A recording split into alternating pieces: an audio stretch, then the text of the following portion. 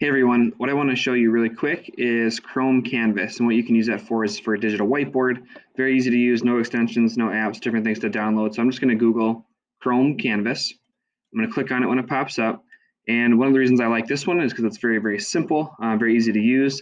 So notice here's 3 different drawings that I've already made.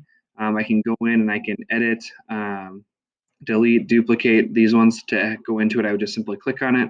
I can start with a new image, or I can just start with a new drawing. So if I start with a new drawing, it's going to pop up, and so I can write whatever I need on it. There's also a pencil feature. There's a marker. You can make that different thicknesses over here, so you can make it a smaller size if you were to wish. You can change the color up top.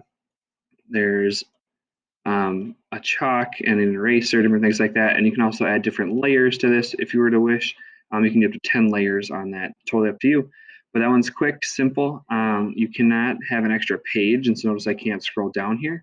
But that's okay. This one's meant to be quick and simple. Let me know if you have any questions. Bye.